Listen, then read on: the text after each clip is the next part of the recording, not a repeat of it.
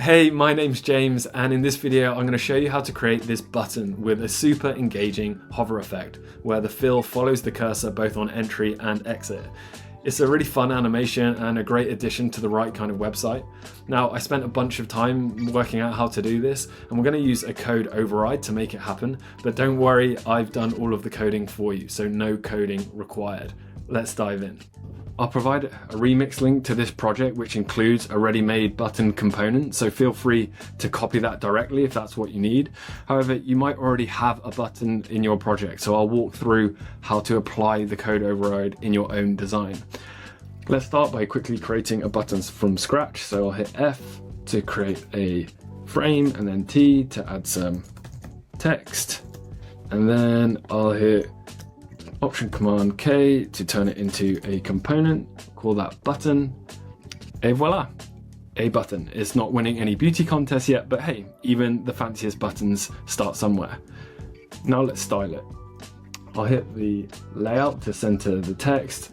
I'll add a little bit of radius to the edge, and then let's add a square for the background. The size doesn't matter too much, just make sure it's slightly visible for now. And that's our basic setup. Next, we are on to preparing for the override.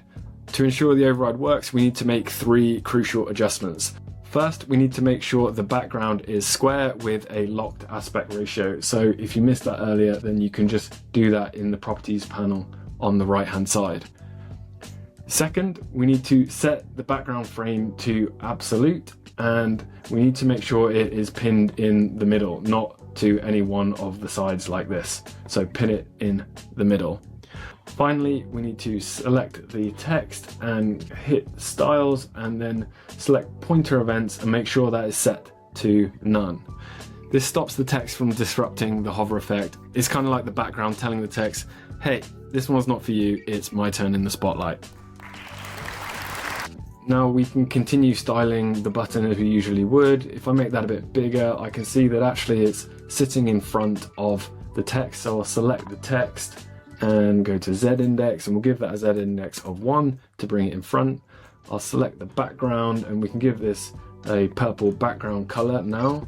We'll also add a hover effect, and maybe on the hover effect we make the color of the text slightly different. We'll change that to a version of the purple, but we'll make it much lighter, and that's looking pretty good. Now for the exciting part, applying the code override. If you're new to overrides, here's the quick version. It's just a function that programmatically changes the behavior of a component, and in our case it powers our animation, but don't worry, you don't need to understand the code. To find overrides, go to the assets panel on the left sidebar and go down to the bottom. If you're adding it new, then you hit the plus and you give it a title and hit new override.